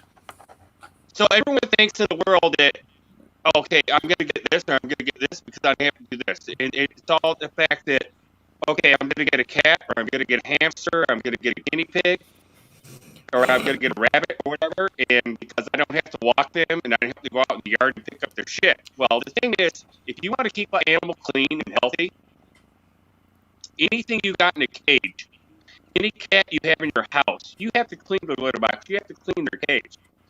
Because if you don't, they're going to come up with stuff. They're going to come up with stuff when they step into something, all right? And you got hamsters, gerbils, guinea pigs, anything like that. You don't clean out their cage. They're walking on their own shit. What do you think is going to happen to you if you're walking on your own shit for fucking a week? You know? And that's the only thing I've ever told people over time. Everything takes maintenance. It does. I had 2 guinea pigs, and they were Jack and Ginger, named after my favorite drink, Jack Daniel's Ginger Ale. And they were probably more work than any pet I've had. Because sadly, they weren't these most amazing companionship pets. They were cool and everything, but not like a dog or a cat. It's like right there. But they were actually a lot more work and for little play. So I'm like, don't get a hamster or anything like that because you're going to end up ignoring them. You need something that keeps your attention occupied. Or gerbils, I'm sorry. That's what I had. You just watch them. I mean, they're one of the animals that, you know, you put the wheel in there and shit, and the fucking gerbils and the hamsters run the wheel and stuff, and you know, it's funny and stuff, and everything like that. Even your guinea pigs, they'll scoot around the cage when one of them touches the other one, but they don't want to be touched. But you still have to clean up for them. You have to take care of them, and it has to be done. Absolutely. So always remember the maintenance involved, no matter what, if you're getting a pet. But there are certain ones that are easier to maintain to a point, but don't get something because you think it's easy. Find out the information on what it's going to take. Because the worst thing, I realize it's really easy getting a new pet for people to grab an animal and send it back because it isn't working for them. But that's really hard on the animal. Right. You know, the animals get really attached far more than we do. What about you, Jan? Last person on here for that. Somebody... what advice would you give about somebody getting an animal? What do you think is the most important thing and the reason to have one? First of all animals, it's 24/7 unconditional love. Yeah. Okay. From them or you? And cats are low maintenance. You come in the house, you pet them for 5 minutes. Okay, everybody happy, and they go. Right. Dogs, not mine. Constant. I have Timber, the one that's not doing so well. He was one of my cats, and he was the one you couldn't get away from him. He always had to be by you. He'd follow you everywhere. So cats can give you that same kind of loyalty. Phoebe's like that with us. Yeah, the thing is, my husband. You can't create that in a cat like you can kind of with a dog. Like with a dog, eventually you just keep giving them treats, and they're like, "Okay, I love you." And then cats are like, "I don't care what you do for me. I'm going to do my own shit." Like. So you kind of get what you get with a cat sometimes. How do you disagree, Gabe? With it? Because if you get them real young, and just like this one, like if you're just constant and you're always showing love, just like with a dog, you can get them just like you can I don't with know. dogs. Because you know what? I got Timber and Cinder at the same time, their brother and sister, and I gave them both the equal amount of love, pretty much the equal attention, and they both went their own way. Cinder's kind of recluse, and Timber is just all about people. Well, I mean, the thing is, they have to decide too, but yeah. If you got two cats, all right, or two animals at all, no matter what you think in your life, you're never going to give them equal amount of love. All right, you're still going to have your special. Now, the other thing, going back to all right, when you got a young cat, all right, you love the cat, you spend time with the cat, you're close to the cat and stuff like that. Yeah. The only thing that happens is when you get older, your life changes. All right. Yeah. They don't understand when your life changes. Their life stays the same. And if you start doing something different and their life staying the same, they don't understand that. Right. And well, you know, animals also, not only do they bond with humans, but animals bond with each other too. So if there's a change there, it's very drastic as well. Timber, my cat, and Butler, my dog, were best friends. And Timber's probably not going to make another year. When my dog died, he kind of went into a mode. He lost his best friend. He lost a bunch of weight. He's sickly now. And he's just on his list. And that's what happens to him sometimes, because they were best friends. They fought like cats and dogs, but they were best buds. They grew up together and everything like that. So our dog Buster and then Piper were like that. They were best friends. And then Piper, definitely our cat, changed when Buster passed away. She realized something happened and he was gone. Yeah. She became extra affectionate and then has turned into a lap cat, which she never was before. Absolutely. They look for something else. When we got Buster. So she always had him in her life, and then he was gone. So then I think she kind of adopted us as her new Buster, you know? Yeah. All right. Any final things to say for anybody out there that regarding this? I mean, we actually got a lot of stories in right now. That was really cool. A lot of information. Yeah, Bill. Neuter and spay when you can. All right. And don't do that thing where, okay, my animal's not sick, I'm not taking him to the vet. You take your animal, cat, dog, whatever it is, twice a year. Once for the shots at least, and another time for a checkup. Okay, other Bill, clean Bill. Just unmute yourself when you're going to talk, and then mute yourself again afterwards, because we're still getting that high pitch through you. Oh, okay. I know you don't hear it because you're there. Yeah, I took my headphones off because I thought that's what it was. It came back. I thought it was gone, and then it came back again. So you're okay. We're about to finish this up anyway. I do want to bring up something with the neuter and spay, though. I'm halfway against it. Why do you say neuter and spay? I think there are times that maybe it's appropriate, but being a guy, I don't know if Bill, you don't count obviously because you said it. Well, I don't want people fucking with my balls, and I love my boy dogs. Is it really a good idea? Dogs more mellow. But is that not changing the person? You take away my balls, I'm going to be a little more mellow too. But it doesn't mean I want you to do it. It does change the personality. I understand what you're saying, but the thing is, what goes on with the world right now is you don't need more animals in the world because there's so many getting killed every day in the shelters and in the pounds and everything like that. And you still want to do that. I mean, I have that thing too, Keith. Don't get me wrong. All right. I mean, I've bred dogs. I had 2 Dobermans, 2 Rottweilers, 2 German Shepherds, and my dogs guarded Matthew Hargrave's car lot. And I bred my dogs and sold the puppies. But the thing is you sell them to certain people, unfortunately, and you find out later that the dog jumped in the fence and fucking another dog and fucking another dog and fucking another dog. And all of a sudden, you got fucking 40 puppies sitting out on the street, and they don't have anywhere to go. That's my whole thing about it. Not saying anything against you, you know that. So. But if you own the dog, see, I've heard people just do it to calm their dog down, and they're not going to let their dog get out, or they're in some secure place. And I don't always understand the reasoning. I'm kind of getting it with Bonsai, because Bonsai is not neutered. Shenzi is spayed, my female.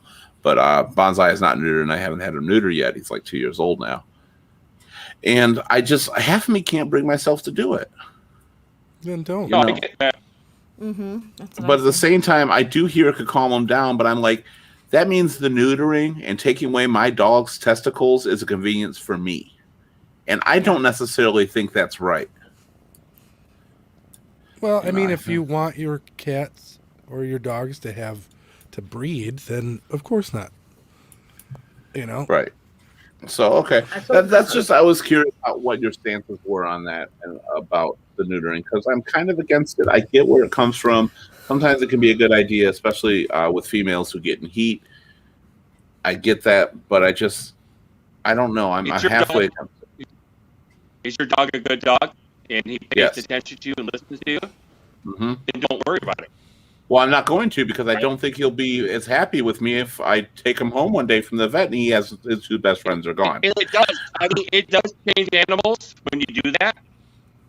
I mean, even all right. So you were talking about ferrets because they stink and everything like that. Mhm. All right, you got a ferret that's not neutered.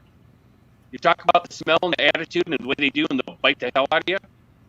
All right, if you alter your ferrets, they're mellow. They won't chew on you as much. They won't attack you as much. And ferrets got big old pointy teeth. So That's true. I just say if you I don't know, then maybe if you can't deal with the smell or you can't deal with that or the actions with it, maybe you shouldn't own the animal. right, Maybe you shouldn't have it. that's true. Partly. That's what I said. But I mean, there is different cases. As long as your dog is not altered and your dog's fine, I got no problem with it. I don't say anything about it. I mean, I got a lot of friends. They have not altered their dogs. Most Yeah. of my friends have altered their female dogs because they don't want a dog jumping the fence and they get puppies. But I mean, with male dogs, I mean, the other thing too is a lot of people have dogs, even though they didn't get them for protection. All right, there's still a type of security at their house. yeah. You take that away from a male dog, he's going to change. Yeah, that's partly why I was thinking it. That's mostly it on that. I just wanted to add that really quick because you brought it up and I didn't even think about that and I wanted to hit that spaying neutering. I know a lot of advertisements tell you to, but I think it's ultimately up to you. But I think kind of what Bill was saying and everybody else is be prepared for the consequences one way or another. You have to be responsible. Yeah. Mhm. I told Yeah. my husband recently, after these guys go, because I know Vera's older than Charlotte because she's getting a white face already. But I told him, I says, we're getting up in age. I'm like, after this, no more, because it's not fair to us and it's not fair to For them the dog, that especially. they can't be cared for right. Yeah, I agree. I completely agree.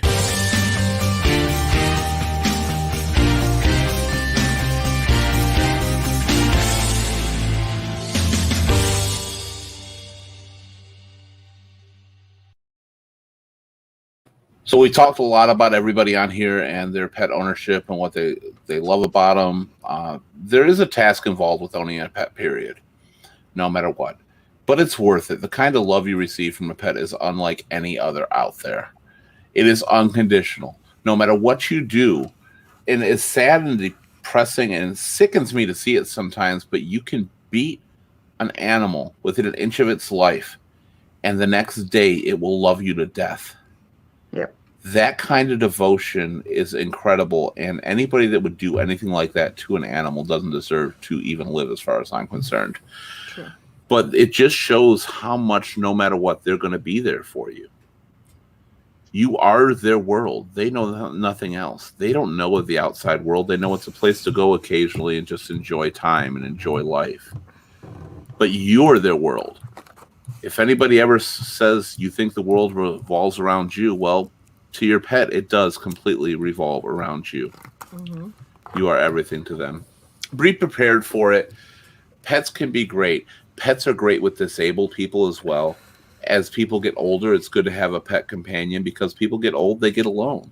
When coronavirus hit for me, I had just lost my dog about 3 months before, and I had him put down, and I thought I wasn't going to get another one.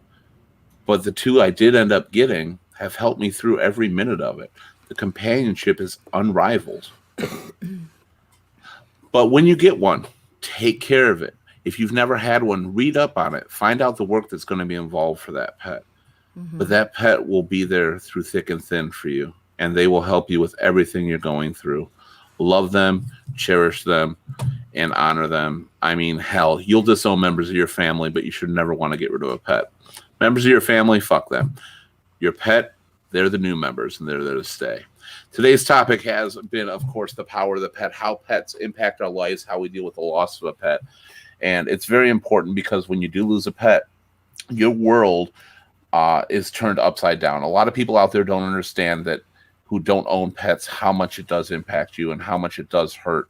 And it is, for anybody out there wondering, it often is like the loss of a child because that pet is your child. Now, don't get me wrong. If you're a human being who has actually legitimately lost a child, there is a difference there. But at the same time, it is a huge family member. And it's always harder because when people die, you say, well, they had it coming. They were old. They were this. They were that. When a pet dies, they did nothing but live for you. They did nothing else but devote their lives to you. Coming up on our next show, which is going to be on Wednesday, it's Breaking Apart. It's the divorce show. We're going to talk about dealing with families that break apart or your own divorces that you've been through, anything like that. I would say I want to thank everybody in the chat, but we had 0 people in the chat today. That was a very unique thing. We got Bill on here, but I'm not used to that. That happened last week, too. We got to get our chat people back. That's because we didn't have Bill to, get them all incentivized. Because that's what happens. Bill starts and then everybody joins in, and it's awesome. But that's okay. I still appreciate everybody who's watching. I have seen several people who are watching, and that's awesome. Please engage with the chat when you can. Come back for our divorce show on Wednesday, which is going to be kind of a deep topic, kind of not. Sometimes divorce can be a blessing. Sometimes it can be a curse. Sometimes it's just the better thing to do either way. And that's what we'll be discussing there. Don't forget to like, share, follow, and subscribe to Ear Shoulder Voice on YouTube, Facebook, LinkedIn, Instagram, Twitch, Twitter, and Periscope. We're on all of them. Go to our website at www.earshouldervoice.com. Get notified of all live updates, all our shows that are coming up. Vote on topics you like, and be a guest panelist. And with all that being said, I want to thank you very much for being here, Nikki. I missed you. Very glad to have you on here. Oh, I missed you too. Thanks for having me, as always. Absolutely. Always. Millie. Very good. You surprise me every time I see you on one of these shows because you bring up things that I never really thought about with you. And when it comes to pets, it's just another reason why I love you so much. You're awesome. Oh, thanks. Absolutely. I know you're going to be disappearing from a few of our future shows for a little bit, but always good when you are on here. So that's going to be great when we see you back. Gabe, yes, you got a new little kitten, you got a little kid, you got a whole family going. That's awesome. I'm really glad to have you. You are a cat hoarder. I know from being a kid, just like myself. Two's good. Two's good. Not when we were kids. Yeah. I'm going to send my son to pick up the puppy. I literally had forgotten all about that. Yeah, now I remember it to a T. Mm-hmm. So always good to have you on here, Gabe. You are fantastic. Sir. Jan, boy, you're just becoming a regular for us. I like that. Your daughter started this, and you kind of took over. I like that. Yeah. Which has been cool. You've obviously experienced a lot of pets in your life, and I know personally from just talking to you that you have a lot of love to give, and pets are one thing that can absorb that love, and I appreciate you sharing your input. Bill, we're going to go with Clean Bill first. Clean Bill, thank you again for being on here. If you're going to speak, please unmute your mic because you have it muted right now. But I wanted to say, always good to have you on here. You are amazing since you became our surprise guest and you just stuck around for the next few shows. I really appreciate that. You obviously go through a lot and you have a lot of stuff to give and a lot of things to give the world on here. And that's what we're here for, so that you can tell everybody, your story so they can relate and understand what they're going through. So thank you for being here, Bill. Well, thank you. I enjoy your show. Find it very interesting. Thank you. I thoroughly enjoy it myself, actually. Finally, Dirty Bill. Dirty Bill. After hanging out in that chat every fucking show, he finally shows his face. So glad to have you on here. You threatened me with bodily harm, okay? That's what I had to do. Not that I was scared about it, but I thought it was funny, so I figured I'd come on the show. So you did it. Well, hey, I actually want to commend you right now because this was the cleanest you've ever been on the show and you were live. So That was very good. That was very good. I'm very proud of you, Bill. You froze. And boom. I want to thank my dogs who were just quiet. They're right here at my feet, and they were quiet the whole time. Like the one time you can get some camera time, and no, they were all quiet. This one's never hasn't been this still for a while. I know. It's just so thank you everybody for being here. We hope to see you all again on Wednesday, and then we have another show on Sunday, the following Wednesday, and then we'll take a break for Super Bowl, which will be nice on that. So we will see you all again. Oh, did I even say the next topic? Yeah, I did. We're good. The divorce show. All right, so we'll see you all again later. I always forget, okay? I've had a lot of alcohol by this point in my life. Every week. You all have a great night. Thank you again for joining us here at Your Shoulder Voice. Bye, everybody. Bye-bye. Bye-bye.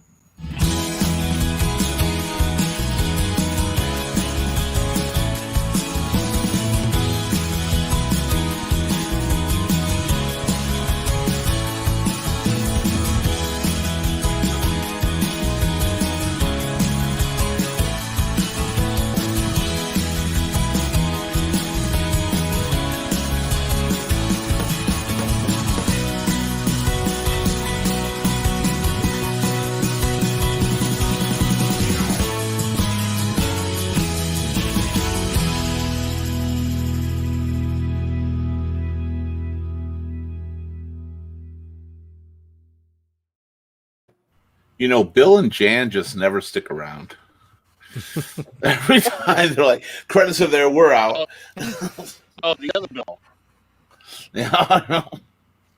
Well, they know they're usually on here. So good job. So, Bill, how'd you like your first live show?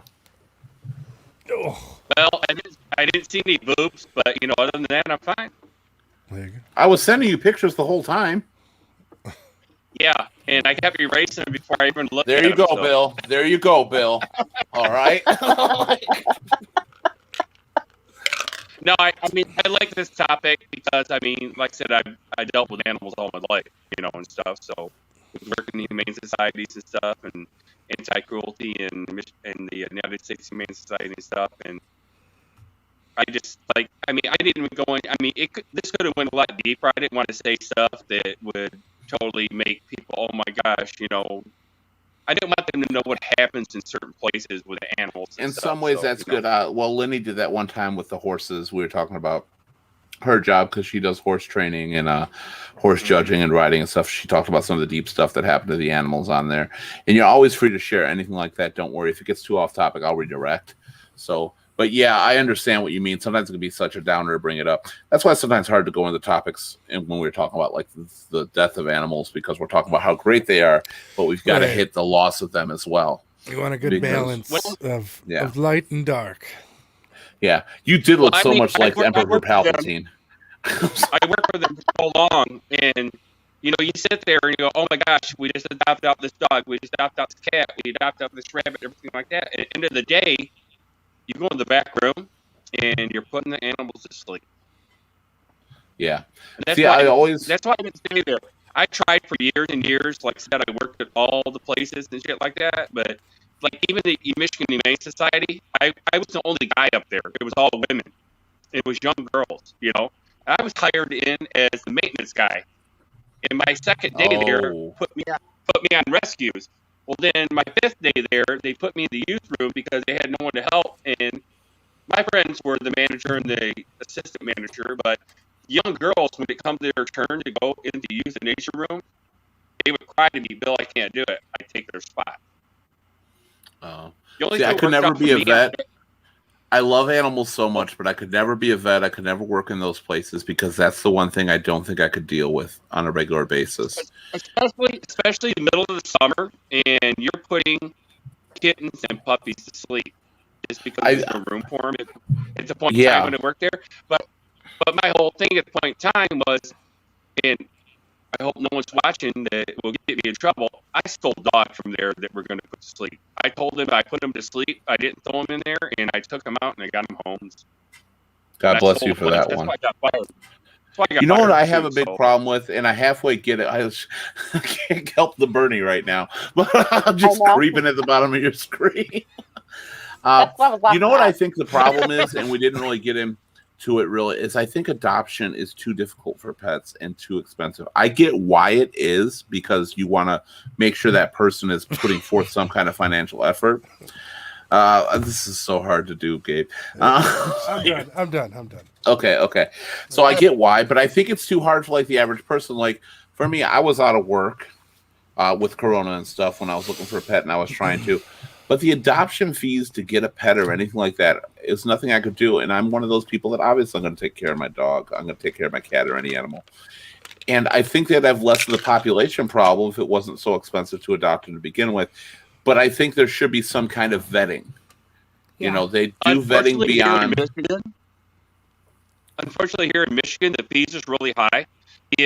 Since the virus started, if you go down south, you go to Iowa, Missouri, Kentucky, Tennessee, anything like that, a lot of the shelters, as long as you could prove that you had a job and you were working and you could take care of your animal, they waived adoption fees for all this damn year. And I think that's in some ways what they should do. Even if they did like child adoption or foster care where they do a checkup on the pet, you know, in 6 months or something like that to make sure you're fit for it or whatever it happens to be. But just, I don't think we'd have as big of an overpopulation of pets that go unloved and eventually loss of life because nobody wants to adopt them. It feels a little bit easier and a little less costly. Right. Around here, our city is the big city. It's Detroit, and you still have so many people down there that they adopt a dog, and then they disappear from their address, and the dog never gets neutered or spayed, counting on what age they take it out of there if it wasn't neutered or spayed at a point in time. And you come to find out, because most of your animals around here in this area, southeast Michigan, are pit bull mixes. And everyone thinks, I'm going to get a pit bull, man. I'm going to breed it, and I'm going to have puppies and shit like that. I'm going to sell them. Bullshit. Yeah, it is. It gets really hard to do all that stuff for sure. And I think it would be easier, but people do abandon them. My friend Sheila, who actually found Butler for me before I got him, worked for a vet office. She was on Animal Cops and all that. She actually was on there when they did the Detroit shows. And some of the stuff that they do to those dead animals are hard. So I think there's got to be a vetting process, but it should not be the same. It should not always be just because I think the vetting process doesn't work either. When you say, give me $200, you can have this cat. Right. Yeah. You know, people are willing to do that just as easy. I think the vetting process is most important. The cost should be minuscule. They do receive a lot of donations. I know I donate to charities. Hell, you go to PetSmart and I donate every single time I buy anything. It's the little button right there. You make sure they get it.